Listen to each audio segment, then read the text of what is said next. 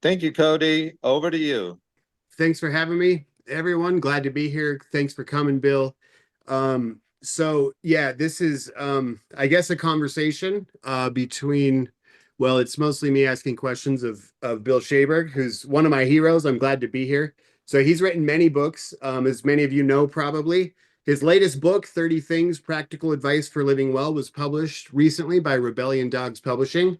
But I do think it's probably safe to say, maybe Bill will disagree with me, but his book, Writing the Big Book, The Creation of AA, is probably his masterpiece. It was released in November of 2019. And so we're celebrating its 5-year anniversary, and we're so happy that Bill came to discuss this wonderful, important volume with us today.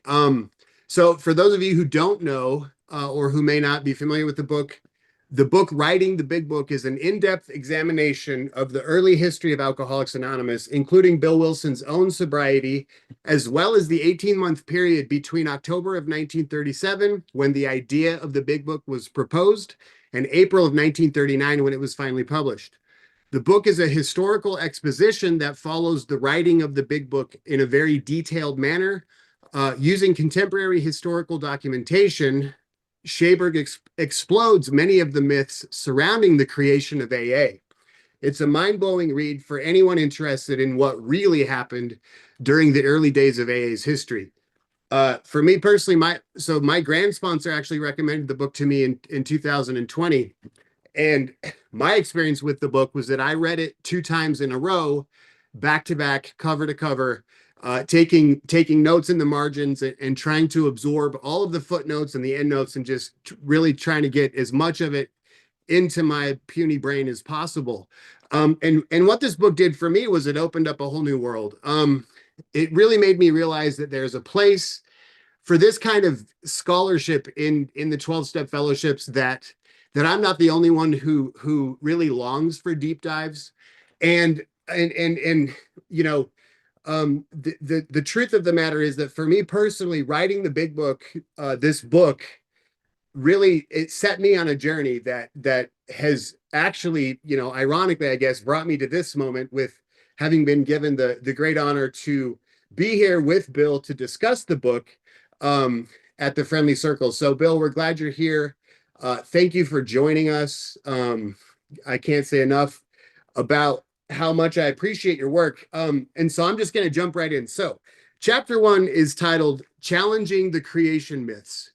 And so right away, the book invites us to start to rethink everything we think we know about the history of Alcoholics Anonymous. So one sentence in particular that landed on me was a line that I actually quoted in my book in the introduction. And this sentence reads this. It says, Bill Wilson's recounting of the facts is sometimes so wide of the mark that it can only be explained as willful, conscious myth-making, the creation of a story specifically crafted to deliver a particularly clear image or an unmistakable lesson to the listener. All right, so I think that it's easy to hear that statement and perhaps misunderstand maybe what your goal was as a researcher and as a writer and as a person who I understand clearly wants to honor the tradition that Bill Wilson created. Sort of this thing is to help it keep growing. So my question is, what did you hope that the reader would get out of challenging their own conception of these creation myths? Well, thank you, Cody. I appreciate all those nice things you said, and for the question. I was challenged by all the stuff I was finding in the archives. So, I mean, it was an experience I was having that was completely different from the stories I've been hearing in the rooms for decades. And all of a sudden, I'm stumbling over these pieces of paper that absolutely contradict those stories.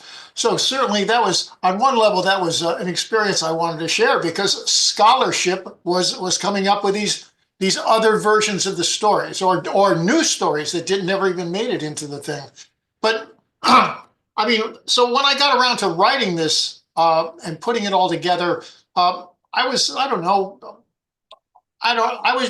had put all this work in. I just wanted to get it down on paper and get it published. It wasn't like I was saying to myself, well, when I get this published, it's going to have this result or that result or the other result. But primarily what I think my book does is it secularizes the early history of Alcoholics Anonymous. It tells the story. Bill Wilson told the whole story and all kinds of, kind of miraculous kind of things going on. And my book is more a human story. I mean, it's equally valid. It's just a different way to go at it, and it's a secularized version of the story. And quite frankly, I think a secularized version of the story is desperately needed these days, because I think we've moved from a 1938-39 very religious culture here in the United States, at least, into a much more, not just a much more, but I think into a secular culture here in the U.S. And so a story like this, telling the story from a little bit different perspective, from a human perspective, I think is one of the great accomplishments of what I did. And yeah, you're right. The first chapter is called Challenging the Creation. As I started off, I originally had written the first chapter was going to be the day they got the book in April of 1939. And I sent some chapters out to different people, and for 3 alcoholics and 3 non-alcoholics. And the non-alcoholics came back. I had jumped off starting the book almost in 1937. They were like, what's going on here? But when I looked at the backstory, I realized that I had all kinds of alternate versions of the hollowed stories told in Alcoholics Anonymous for these early events. So I told the early events, and as I did that, I highlighted the fact that Bill wasn't really reliable. He was a myth maker. And it's funny, when you read that particular sentence, it said, that it can only be explained as, it sounds almost pejorative, but it's not meant to be pejorative. And maybe I should have crafted those words a little bit better. I think Bill Wilson did a hell of a job here doing that. I mean, if I was Bill Wilson back then trying to put this thing together, I'd be doing exactly the same thing. I wouldn't be handing them all the messy details and all the contradictory things that were going on at the same time. You're trying to save people's lives. You're trying to get them to stop drinking here. And I think this story that I tell here is more helpful to 21st century drinkers than not. Not everybody. We're all different here, but I think the majority of people will find this a little bit more intriguing, a little bit more enticing, and a little bit more convincing, hopefully. Yeah, I certainly did. My experience in reading this, and my sponsor kind of warned me. He's like, hey, this might challenge some of the things that you might hear in meetings or whatever. This sort of, these creation myths. But the truth was that reading it really helped sort of strengthen the mythos, I guess. It really highlights how divine this thing really is. Because Bill was just a newcomer hanging on by a thread, really. And he was able to pull it off. So I think that's incredible. So I have a question, which is maybe a weird question, but what do you think Bill, if he were alive today, what do you think Bill would think about your book? I think Bill Wilson would love this book. I think he would really, really love being able to tell some of these stories. There's it's amazing how many times that Wilson tells the stories, right? And they go, oh, this happened. But I'm in my book, you just read over and over again all these places where we could have gone completely off the rails. And I think Wilson, seeing the success of Alcoholics Anonymous today, would be more than happy to get the truth out there. I really do believe that.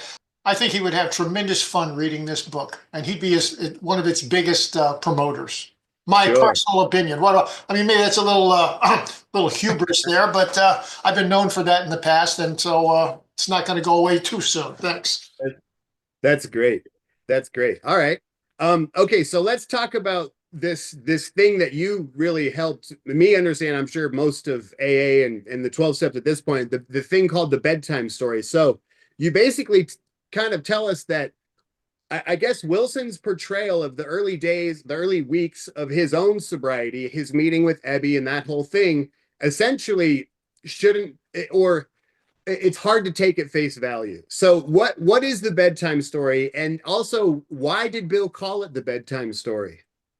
Yeah, Wilson called it the bedtime story because he said anytime he was asked to speak, and he was asked to speak all the time. If you go to the archive, the letters there are, can you come speak here? Come. And he's like, no, sorry, I can't do that. But he was asked to speak all the time. And when he went to speak, he said, all they want to hear is the bedtime story. They wanted to hear the story of Abby coming over, calling, Bill answering the phone, them sitting across the kitchen table, Bill drinking the pineapple juice and gin, and Abby saying, I got religion and I don't need a drink today. You know, that's the story that Bill Wilson said everybody wanted to hear. And he told that story just about every time he opened his mouth in a meeting. I mean, it was just because that's what people wanted from him. Tell us that story again, Bill. Tell us that story again. You know, it's possibly the most iconic story in Alcoholics Anonymous. So then, you know, as you know, if you've read the book, Abby Thatcher told a completely different version of that story, completely different version. And he didn't just tell it once, he told it 3 or 4 times that I've listened to the recordings. And one time when he told the story, Bill Wilson was in the audience. So, you know, and he basically says, look, I'm going to tell you what happened here, but it's not what you read in the book. One time he actually said, and the reason for that perhaps is that one of us was sober that day and one of us was drunk. So Bill doesn't really remember it correctly.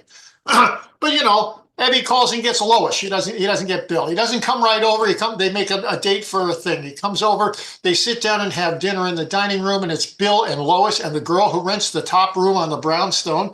And the 4 of them had dinner, and then the 4 of them go up to the 2nd floor where the parlor is, and they sit down, and Lois finally says, so Abby, why don't you tell us what's going on? And Abby tells the whole story, and you know, it's not even close. So it really bothered me in the beginning. What the hell is Wilson doing? I mean, I accepted Abby's version. It was just too colorful, too many really, really messy details in it to be just a complete fabric made up thing. And I couldn't figure out why Wilson would have told the version he told. But it didn't take long for me to realize that Wilson's version, it just exemplifies, it rubs your nose in one of the key elements of Alcoholics Anonymous' success. And that is that the message of recovery is best delivered, perhaps only well delivered, when one alcoholic talks to another alcoholic.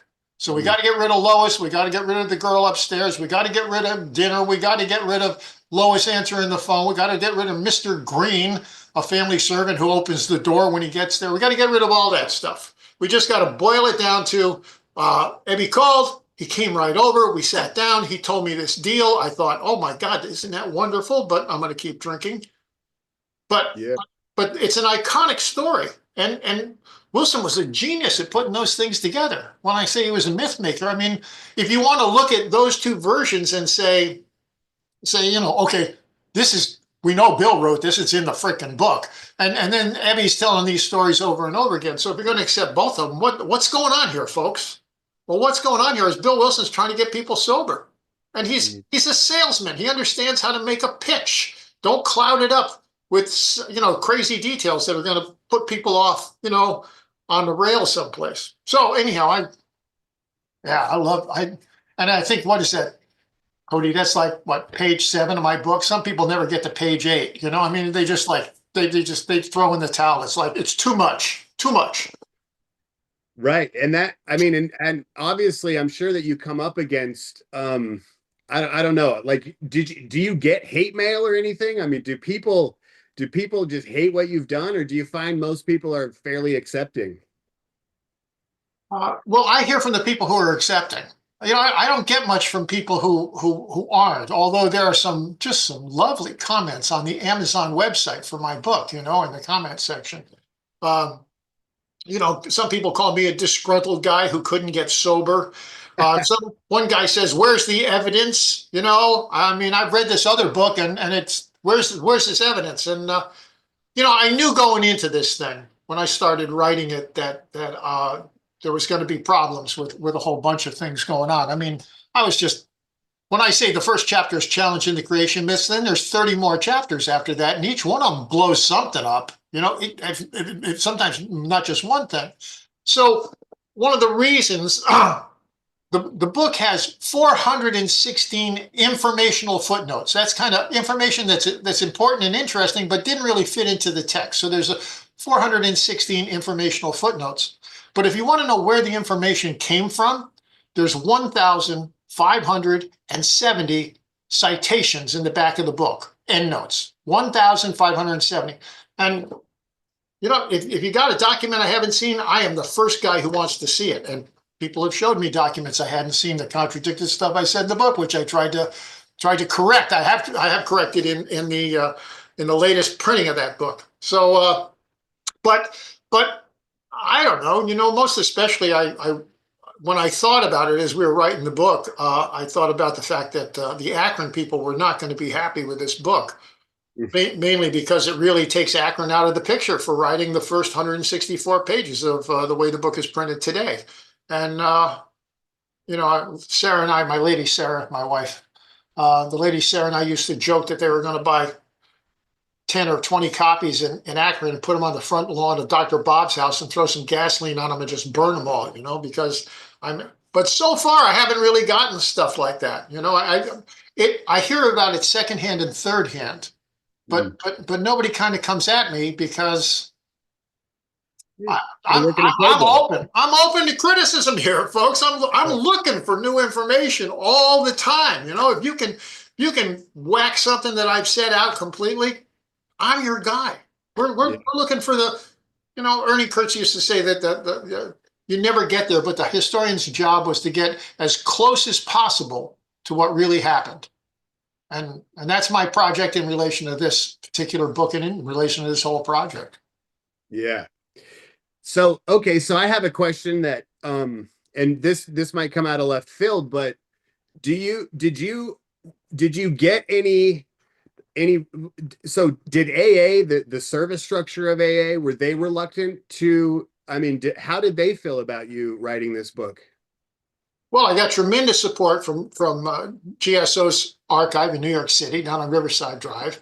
Michelle Mirza she's the current chief archivist there, and she was in charge of the archivist for almost all the time that I was doing my research. I did 11 years of research down there, and she just couldn't be more helpful. She and April Hegner just could not be more helpful, and there was originally some difficulty working with the former executive director at Stepping Stones in terms of just her giving me the time I needed. But at that time, the executive director didn't have an archivist. Now we've got a wonderful, wonderful archive. Sharon Wolf is the archivist up at Stepping Stones these days. She's just awesome. She's awesome. And I can get any kind of, and Sally, the current executive director, also made me very, very welcome up there. And both of those people, Michelle and Sally, are big supporters of me and my book. Today's Monday. Sally and the president of Stepping Stones are taking my wife and I to lunch on Thursday, and she's bringing me some more books to sign because they sell signed copies of my books in the thing. So I can't get more support out of those people than I do get out of it. It's not even grudging support. It's really effusive support, and I'm very, very grateful for that kind of openness. And I think Sally, especially with people coming through all the time from all over the world, must be paying some sort of price for being a supporter of mine in such a visible way that she has been. And I'm really, really, really grateful for her for that. Yeah, that's wonderful.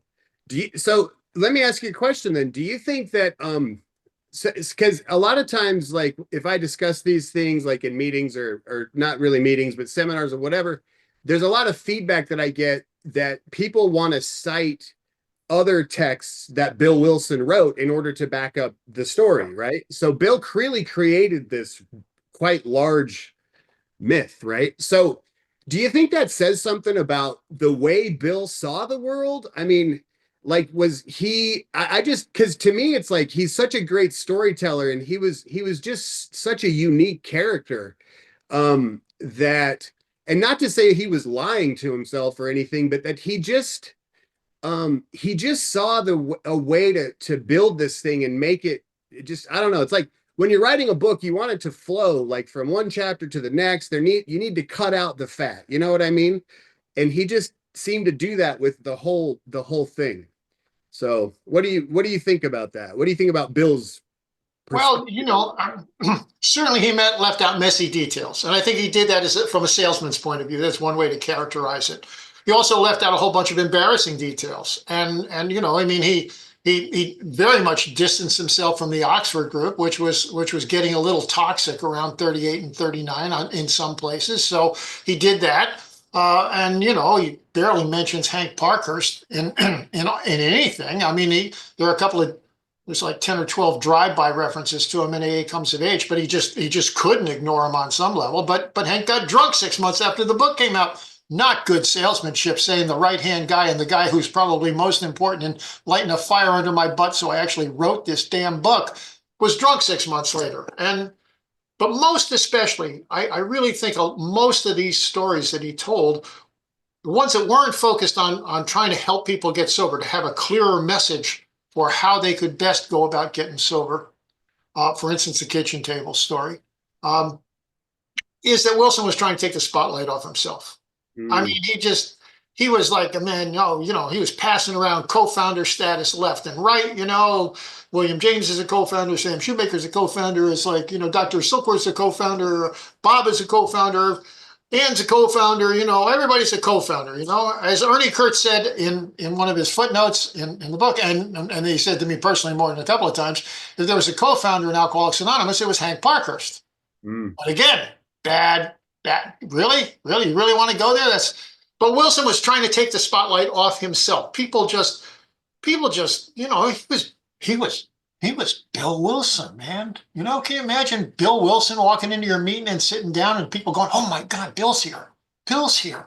Let's get him to tell the bedtime story, and let's have him as our speaker tonight because you know it's Bill Wilson." And you know, I always say, you know, Bill couldn't. I mean, I don't think he had any capability of going to his local meeting in Bedford, New York, and bitching about Lois.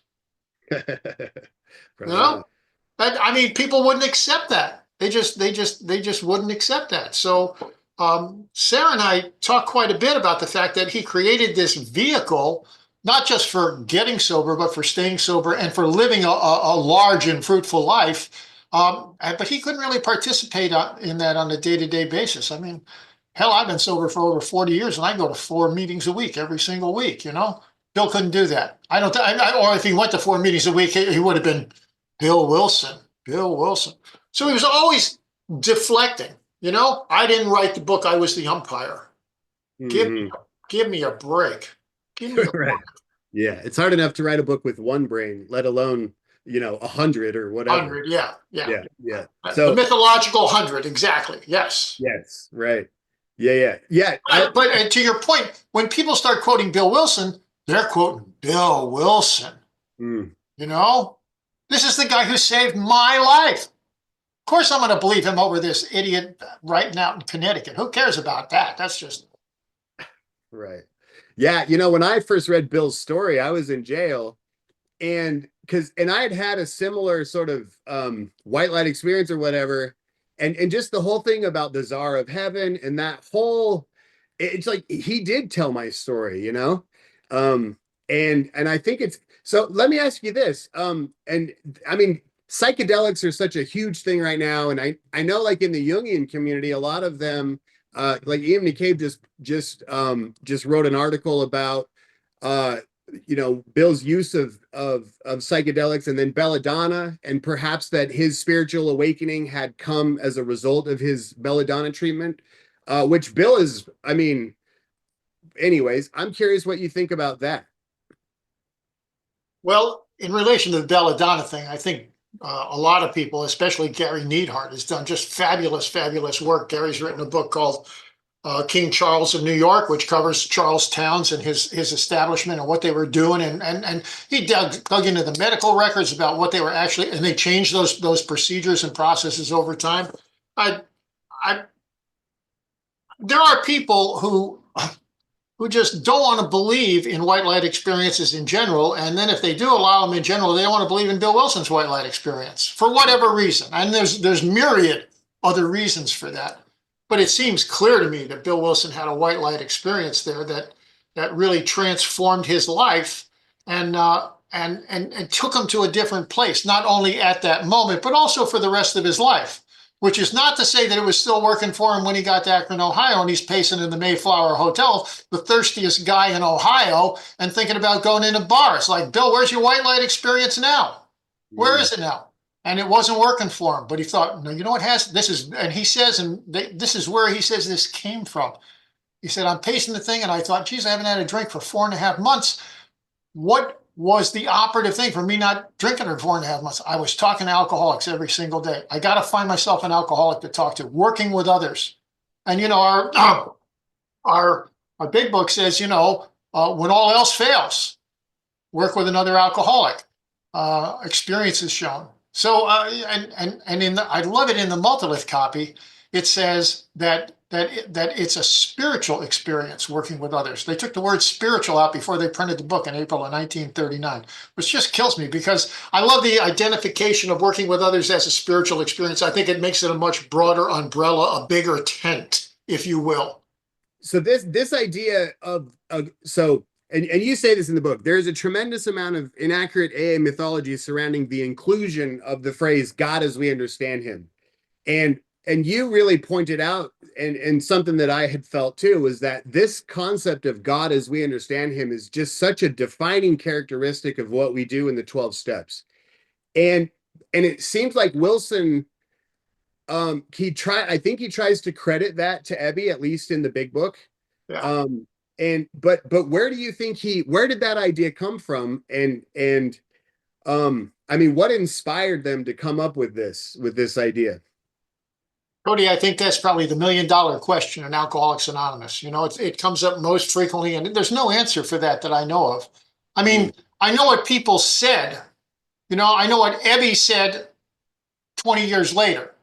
But there's this tendency in human beings. This isn't just alcoholic. That we want to tell stories about the past that fit the present. And Ebby said, for instance, that those early meetings, they were Oxford group meetings. That those early meetings at AA were just like the meetings today. He's talking in 1952 or something. Like, give me a break. Give me a break. Are we sitting here, having quiet time for 30 minutes at the beginning of the meeting? No, we're not doing that anymore. But Eddie says, they were just exactly the same. So back to your question about God as we understand him. It shows up in Wilson's late May 1938, first time he writes his story. He writes a long version, 12,000 word version, and then he writes a 5,600 word, whatever it is, version. And in both of those, he does this God as we understand him, and it gets offered to him. So I cannot believe that anybody in the Oxford group said that to Ebby Thatcher, and I cannot believe that Ebby Thatcher ever said that to Bill Wilson, unless he's just so damn frustrated that Bill Wilson was saying no, and he just made it up on the spot. I don't know. There's no evidence for this that's credible. Where did this particular thing come from? Although it's clear that in late May of 1938, Wilson wrote it. I've held the document in my hand. I've gone to the archive. This is what he typed up. So he did it then. But by that time, Wilson's 3.5 years sober at that point. So we're 3.5 years away from the event. And I have friends who tell me, Sam Shoemaker said something like that, and they show me what it is. It's something like that, but it's a big stretch making it. Frank Bookman said something like that. Oh yeah, they show me what it said, and but it's a big stretch. There's a kind of obsessiveness in AA people, that AA historians, that they want to know where this came from. Where did that come from? Where did this come from? Like, that makes a difference. I think what's important is the package that Wilson put together and printed and published on April 10th, 1939. That's what's important. I'm not saying it's uninteresting where these things came from, but trying to do a direct line for where did the Mr. Brown in the fourth step inventory story come from? It's like, how is that going to help me stay sober, knowing that? How's that going to help me? I need to know about Mr. Brown, I saw a guy once that had a T-shirt at a international convention said, Mr. Brown needs to get his ass kicked. And I thought, now that's a great T-shirt, because you only get that if you've been reading the big book carefully on some level, Right. Okay, so let me read this paragraph about this kind of this topic, I guess. You write, and I love this. It says, such a pragmatic and very American approach, similarly dismissing thousands of years of doctrinal disputes, is a breathtaking innovation, transforming the spiritual program of action suggested by Alcoholics Anonymous into a viable option for all but the most obstinate non-believers. I love the fact that there is no clear, source, I guess, for this idea. I'm just curious what you think makes what about this sort of democratic approach makes our program so effective? I mean, you say it's a breathtaking innovation, which I just love. Um, Stephen Herman is a Jungian who writes about spiritual democracy, and he pulls a lot from William James, and so this seems to be that it was like almost this sort of unconscious movement that was happening, in the early 20th century or whatever. So I'm just curious if you want to comment about that. Well, I mean, I think, first of all, it appeals to us on an American level. We're big, we like democracy things, and I want to vote. What do you mean my vote doesn't count? Of course my vote counts, so there's that kind of stuff just built into our cultural DNA, that kind of stuff appeals to us. But more importantly, there's no dogma going on here. No dogma. You don't have to sign off on anything. It's like, if that's not working for you, what's working for you over here? And I was on a meeting yesterday, and the speaker was very, very religious, and it was a great story. I love hearing other people's spiritual experiences. I mean, it's just, I find it absolutely fascinating. And when I got a chance to speak, I said, I'm very happy that in Alcoholics Anonymous, there's no answers to the theological questions. There's just it's like, what's working for you? It's complete pragmatism. Now, you're right. At the end of the 1900s, I mean, William James publishes Varieties in 1902. And Varieties is like, hey, there's all this kind of different stuff going on, and it's all valid. Look how it worked for this person, it worked for that person, worked for the other person. Now, in William James, as in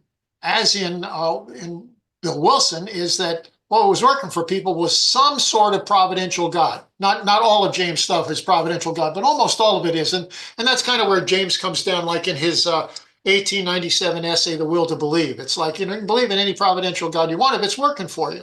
But what we're not preaching any particular dogma. It's like, just don't drink today. That's what's important. My sponsor used to say, King Dykeman, the sainted King Dykeman, although he wasn't a saint, he used to say with some regularity, somebody would have a slip and come back. And he'd say, so what are you doing? They say, well, I'm doing this, doing this, doing this.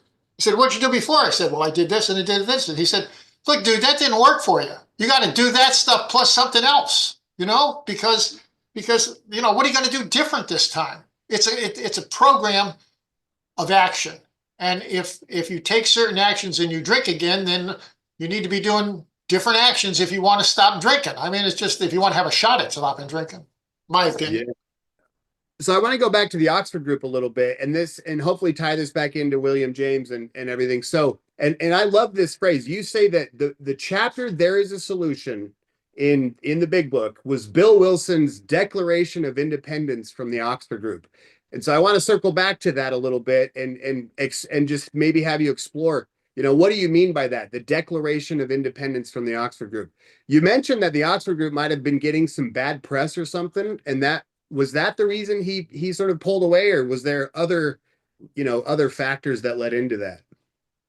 Well, Wilson left the Oxford group the New York group left in April or May of 1937. And I don't think DOG was getting really bad press until after that. I don't know exactly when. Frank Bookman made an unfortunate comment about Adolf Hitler saving the world. He was doing a great job because he was saving the world from communism. Fascism was.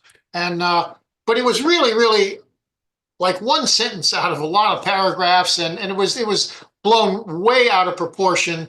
But he really, really took the brunt of that. And this isn't the only case. I mean, especially in today's media-driven world, we see this all the time, where things are taken out of context and they turn into memes, and they're all over the place, and everybody knows that this person is something really horrible, and it's not the case. But it was the case, certainly publicity-wise, in the late 30s. But there's a guy wrote Wilson a letter in 1940. A guy down in Virginia wrote him a letter and said, how come you guys left the Oxford group? And he lists like 8 different reasons. And they're in the book, because I think they're really, really interesting. He talks about the fact that they were they were, this whole long quiet time was always a problem for alcoholics. Alcoholics didn't want to get well that soon. They just wanted to stop drinking, whereas the OG was all about getting really, really well and accepting a Christian way of life and taking that Christian way of life into your own house, into your own job, into your own circle of friends. It was all about, really, really, really creating a new society. That's what Frank Bookman was shooting for. And that's what he was trying to do. And it was really wildly popular in the late 20s and the early 30s, wildly popular. But Wilson, he also mentions the fact that, for instance, he criticized there was a quiet time. I don't know if you've ever done a quiet time according to the Oxford group thing, but you take a pencil and paper and you sit quietly and you might have a question, what can I do about this? And then you sit there and anything comes into your head, you write down. And Wilson, in one of the things he sends to Baxter that day is he's got newcomers scribbling garbage, or he doesn't call it garbage. He calls it something even more pejorative. I can't remember what it was. In their books, that was one of the problems with the Oxford group. But most especially, he said it was the absolutes. You just can't sell absolutes to alcoholics. That's it. That's really what he said. They just don't want to get that well that quick. They're just looking to stop drinking and get their lives back. And but he just the whole OG again was a dogmatic thing and it was a Christian thing.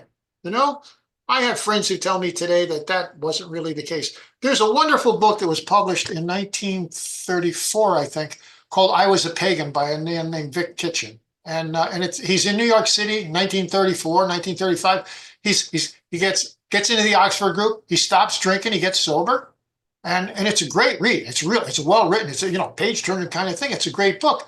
But I mean, Jesus is on every third page of this book. It's not just you got to go to some God as you understand them. I mean, we know who God is here, and we know what the program is, and we know damn well what you should be doing. And we have these principles and practices that are going to get you there. You got to do this, you got to do that, you got to do the other thing. So Wilson was like, it was killing more people than it was saving, I think. And he just, he backed away, and they were giving him grief in New York City. The people in New York at the Episcopal Church there, where all the, where Sam Shoemaker's church, where all this stuff was centralized in New York, they were giving them grief because what their project was really to work with high-end people. They felt that if they could get the elite to adopt all this first century Christianity they were selling, it wasn't big dogma, just first century, by this show that you are my disciples, that you love one another, straight out of John's epistle. If they could get the people at the top, it would filter down. And here's Wilson working, he's going on the Bowery. And they're like, Bill, you need to go back to Wall Street. You really need to go back to Wall Street and work with those sober stockbrokers down there. And he's like, I'm doing so much better with these drunks. So they got a real pushback. But interestingly, that did not happen in Akron. There was a large contingent led by Henrietta Seiberling who supported this approach of working with drunks and reclaiming these. Well, they weren't Bowery people, really almost none of them were Bowery people. They're all white collar guys that had white collar jobs that were in their mid 30s to mid 40s, maybe 50, and they had crashed and burned through drinking. And those are the kind of guys that ended up at Towns Hospital. And those are the kind of guys that ended up at the hospital that Dr. Bob went to and pulled them out. Interesting. So you say about there is a solution that it's Bill's Declaration of Independence from AA, and then he sort of makes this kind of abrupt pivot towards this kind of psychological approach, right? That's where he introduces Carl Jung and the Roland Hazard story, and he talks about William James's book. But I don't think Bill was he was super well informed about those psychological theories necessarily. So what is it that Bill then gets from the psychologist like this? I think it's an interesting pivot. And I know in AA, we talk so much about how this is sort of a Christian program, like it's been adopted from the Oxford group, but you're kind of saying that he was going a different direction. So what do you think he got from the psychologists? Well, first of all, the big book's a mishmash of all kinds of stuff, which makes it interesting when people say, "Where did this come from?" It came from over there. Where did this come? Came from a completely different kind of source, kind of thing. Now, one of the things that was going on in New York at the time of this is Hank Parkhurst is basically Hank Parker is basically a deist. Okay, the deist believes in God, but he doesn't believe in a providential God. He doesn't believe in a God you can pray to and get direct help from. He doesn't believe in that kind of a God. So he's looking for a much more psychological approach. And Silkworth, Dr. Silkworth's solution is moral psychology. Well, what's moral psychology?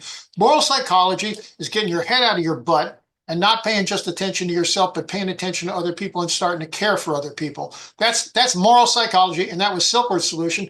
And Parker's the same. What's wrong with Dr. Silkworth's solution here? That works. He's looking for, when he talks about a psychological solution, that's what he's talking about. This kind of psychological, Parkhurst is talking, in my understanding, this kind of psychological shift from it's all about me and I'm the most self-centered person in the world to, no, I'm trying to be useful to others. That's what I want to be, useful to a maximum service to others. I want to do that. I want to do that kind of thing.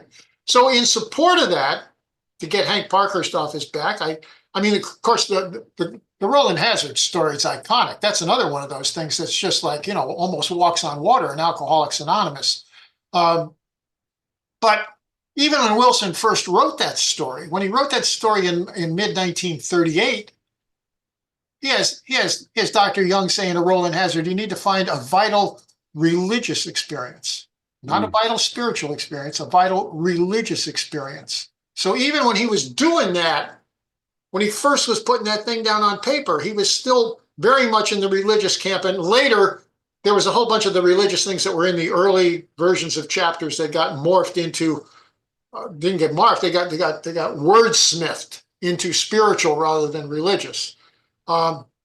But I think bringing in, I mean, that was a great story. Whether or not that's going to make Hank happy or not, that's a great story. But then there's the varieties of religious experience thing. So that when he originally wrote that chapter, it opened with the Carl Jung story, at least the first half of the Carl Jung story, and it ended with the Carl Jung story, and then he did the William James thing. So it's like I think he's really, especially when he gets to James, this idea that we don't have any dogma here. You don't have to sign off on anything. You don't have to sign anything. We got no dogma here. What we just need you to do is admit that that there is in fact something out there that can help you if you align yourself with it. Parker says that they talk about there's a famous book that came out in 1898, In Tune with the Infinite, and Parkhurst was very taken with a book that was written 30, 40 years later called In Tune with the Finite. It was that Hank was coming from a completely different place, but he was looking for the same results. These guys are looking for the same results. Stop drinking and work with others and be useful to other people, not just in your home, but in your job and in your society. And that's what and in our society, Wilson called it a society frequently. We got to be doing that. So it's a mishmash. There's just a lot going on. He's trying to put something for everybody in there, kind of thing, I mean, I think working, we agnostics is just not only infuriates a whole bunch of people, but it confuses a lot of people. You're telling me I can believe in anything I want, and then over here you're telling me what I got to believe in. Either God is or he isn't. It's like, what the hell's going on here? Did Bill? I mean, because you quote that little section in your book where Bill kind of says, I'm basically just a Christian, I guess, in the final analysis, I'm just a Christian. I don't know why. And not that I mean, obviously to each their own, but I don't read Bill Wilson that way, especially like in the appendix, of the spiritual experience. So do you think Bill, did he believe in that providential God that he writes about, or was he just doing that to appease certain people? No, I think in everything I've read, Bill Wilson definitely believed in a providential God. I think the cornerstone of the program of recovery that's written and presented to the world in the big book of Alcoholics Anonymous is you need to form a personal relationship with a personal providential God that you can pray to and get help from. End of story. End of story. But then there's all these, qualifiers in there that I mean, there's the higher power thing. Like, okay, there's a little bit of vagueness introduced. And as someone pointed out to me recently, in Ward Ewing's fabulous book, he talks about the fact that there's the higher power, which implies something large up there, taking care of it all, or there's a power greater than yourself. And I think it was Ward who said, power greater than yourself, could be the guy sitting next to you at the meeting. Totally different from higher power. There's an openness to a power greater than yourself that doesn't exist with the higher power implies a providential God. It doesn't say it explicitly, it implies it. Power greater than yourself is a much more open concept, open concept. Absolutely. So I think I wandered off your question there. I'm sorry. Oh, you got it. You nailed it. So, all right. Kate, I'm going to read another sentence that I really liked.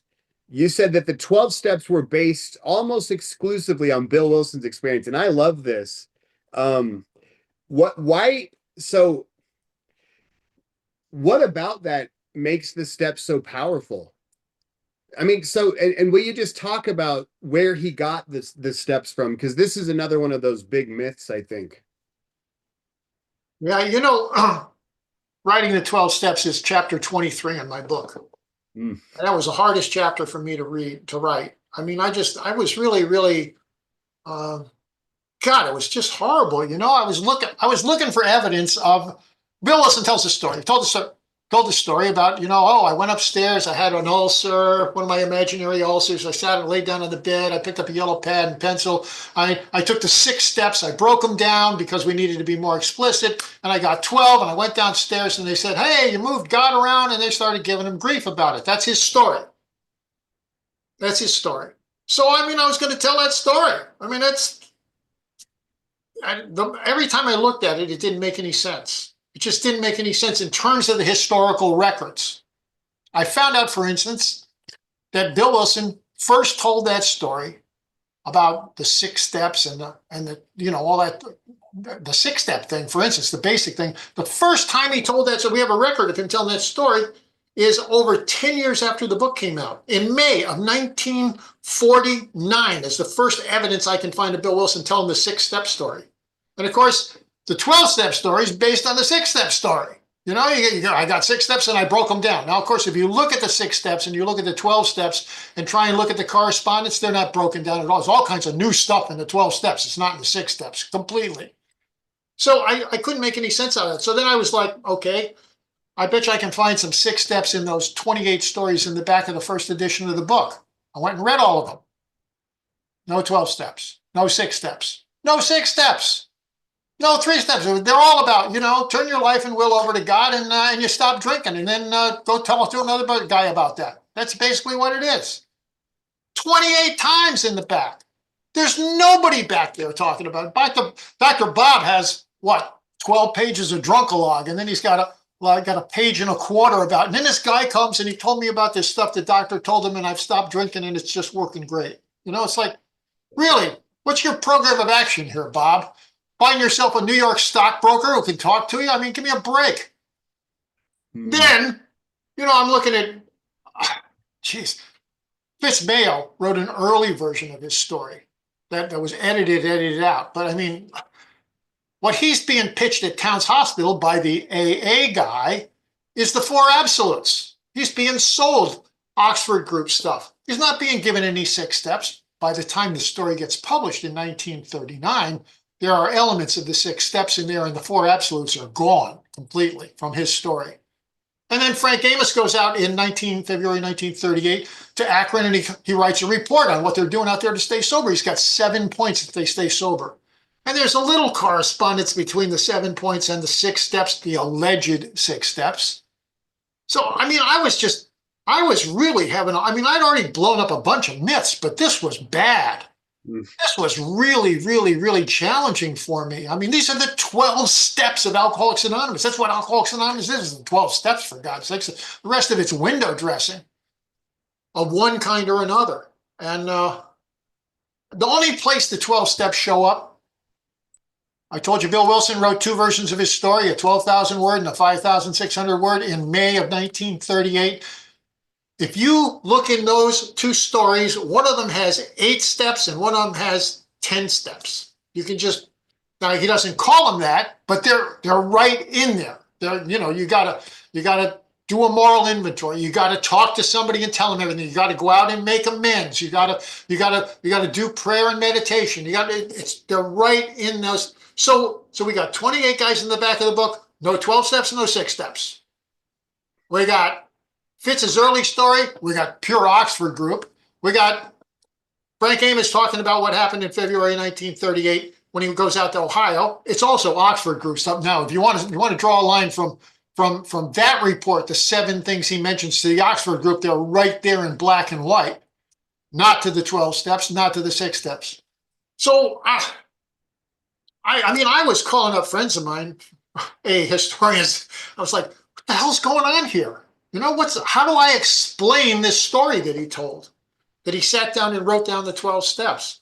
And again, like the kitchen table story, I just had to throw a whole bunch of, I don't know what happened. I don't know what physically happened. But the fact of the matter is, I think that Bill Wilson, this is the only way I can explain all those contradictory lack of evidence things. There's no evidence whatsoever. And not isn't there other evidence, but there's evidence for this. I didn't do that to get sober. I did this. It was not, and it's nothing like that. They don't explicitly say that because they didn't exist at the time. The 12 steps didn't exist until April 10th, 1939. And Bill supposedly wrote them in the first week of December. But I finally had to realize that if his stories are correct, the stories that he wrote in May of 1938, he was trying to track his own progress and what he did. So he took those things and morphed them into those 12 steps. And there's 11 of those steps in the first 2 versions. The only one that's not in there is step 2. Came to believe that power, greatness, superior ascending. Oh, where does that come in? Oh, if you look in Bill's story today, it's in there. There's a wonderful 4 paragraphs. Why don't you choose your own idea of God? Why don't you do that? Oh, the icy mountain melted and blah, blah, blah, all that stuff. Did Bill Wilson write that? No, Hank Parkhurst wrote that and stuck it in from the time the multilith copy was printed in February of 1939 to the publication of the book in April of 1939. We got those 4 paragraphs in Hank's handwriting. Stuck them right in there. So, okay. Sorry. I love it. Do you think that Bill knew that Hank had put those in there? Oh yeah, absolutely. I don't think anything got in the book that Bill Wilson didn't oversee and look. He wasn't happy with a bunch of things. He wasn't happy with the big rewrite he had to do to go from being directive to being suggestive, which was what one of the early readers, a psychiatrist in New Jersey, Dr. Wainwright Howard, suggested that, he said, you're just do you have to do, you must, and you. He said, you can't tell alcoholics anything. You got to make this suggestive. This is what we did. You know what? When we did this happened. Yeah. How cool. Would you like that to happen for you? Maybe you should try what we did. So. Which is amazing. So then it's safe to say that by the time when the 12 steps were presented to the world, nobody had really practiced them. And exactly. There was no 6-step program for starters, right? There was no program. And everybody says, everybody who loves the 6-step story says, but in this Earl Treat story that was published in the 2nd edition in 1954, he talks about Dr. Bob running through the 12 steps. Well, yeah. By that time, Bill Wilson had been telling that story, a 6-step story all over the country for 5 years, So we've got one piece of evidence. It was 19 years after the fact, supposedly. And then all the contemporary evidence, there's no evidence whatsoever. So I don't know. You could put those on the scale and say, okay, I'm an Earl Treat guy, and I'm sure Dr. Bob did that, and they did that in 4 hours, and they went through those 6 steps and blah. If you want to go there, you go there. I'm okay with that. I'm just telling you, when I put the evidence on the scale, it goes like this. Yeah. And that's the job of the historian, right? Is to at least as well as one can is to get to what really happened. Exactly. Yeah. Well, we really appreciate your work in doing that. I think we got probably time for one more, and then we'll open it up. What is the most mind-blowing thing that you've learned since you published the book? This is in the new version of the book coming out, the new hardback coming out. I was in a meeting one time recently, I don't know, 9 or 10, probably maybe 10 months ago, 2 months ago, I don't know. And we're reading as Bill sees it, right? We're reading one of these things. It's what we're going to read for the thing. And he does these quotes from the big book in as Bill sees it. There's like I don't remember, 74 quotes, let's say, from the big book that are, according to Bill Wilson, this is right out of the big book, quotes from the big book. So anyway, we're reading this thing. And I'm thinking, that's not what it says in the big book. That's not what it says. So I go and get the big book and I compare it, and he's changed it. You know, it's that thing about, the thing we were reading was that thing about, the brainstorm, where he mentions the brainstorm. And of course, the brainstorm, the meaning of the term changed in the 50s into a bunch of people sitting around brainstorming to get some good ideas. But in 1938, when he wrote that, brainstorm meant a rage. A rage. So without acknowledging, or in the beginning, he says he's cleaned up some of the language a little bit, you know, just to make it a little bit, read a little better kind of thing. Cosmetic changes, he says. So he changed it to rage. He literally changed it to rage. And I caught that. So I went back through as Bill sees it, and checked all the quotes. And if there's, again, I'm close, there was like 74 quotes, and I think 67 of them weren't accurate. He changed them. And I think I saw Randy here. Randy was very, very helpful, because I did them all. And then Randy double checked them. He found a couple that I hadn't seen. And, you know, we did that. So, you know, he even changed the third step prayer. The third step prayer talks about having victory over. And victory over, you know, and it's victory is, I mean, I'm a word guy. So, you know, victory is like, you know, we had a military campaign and I beat the crap out of those guys and I had a victory. I had a victory over. That's it, a victory over. And Wilson changed that and a couple of other things in the third step prayer, but that's the most important change. He changed it to transcendence over. Really? Transcendence is a much more sophisticated spiritual word than victory over. And it tells a completely different, if you want to pause and just think about it and look at what the word means and what it means in the context of that particular prayer, it's a different deal completely from victory over. So one of the things is, one of the big additions in the new hardback that's just coming out is there's 4 pages in the back about Bill Wilson finally getting a shot at changing the text of the big book, because nobody would let him change a goddamn thing. They couldn't change a comma. Somebody sent me something, a friend of mine in A history sent me something just recently, copy of a letter that Bill wrote in 1952. Now we've got a couple of stories where, a couple of letters already, and I quote him in the book, where Bill says he would be excommunicated if he tried to change a word in that book, right? Here's the founder, he'd be excommunicated if he tried to change a word. He's writing that in the 50s. In the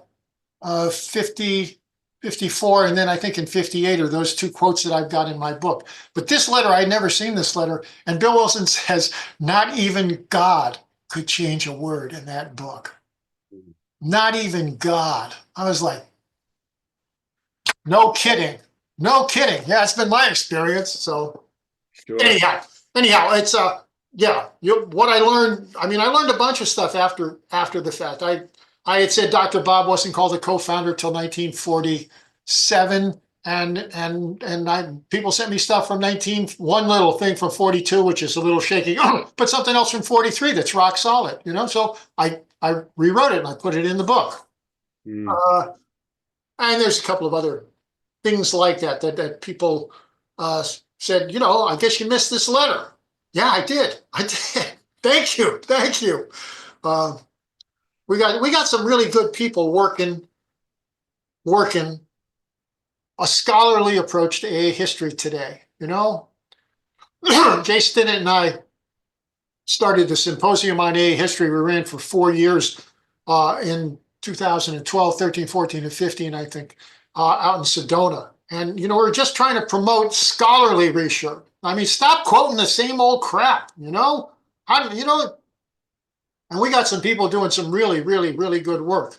I saw Jim Worley on the call here before. Jim Worley's just, the stuff that Jim does is just amazing. I can't believe what he's doing with his life other than doing these presentations that he puts together all the time. And Jim's stuff is rock solid. I have a tremendous, tremendous respect for him. And when we started doing those things in 2012, I didn't have hardly any respect for any AA researchers because they weren't doing research. They weren't doing primary document research. Primary document research. That's what we need to be doing. And we just can't be doing enough of that. Stepping Stones has made their archive piece by piece. They're putting stuff up online from the archive. Now they got 100,000 documents there, so obviously they're not going to put everything up there. But people who want to, one of the things I quoted was Bill Wilson did a recording. He called it AA Main Events, and he would say 1934 May this happened, and then this happened. 1935 this happened, and people kept saying, "How can I get a hold of that copy?" Well, enough people complained to Sharon Wolf up at Stepping Stones, and she put the main events document up online. If you want to go and register as a historian or as a very, very curious Alcoholics Anonymous member, you can register with Stepping Stones and get access to those kind of things. Man, things are changing here. Things are changing here. We're not just retelling the same old BS stories. And it's long past time.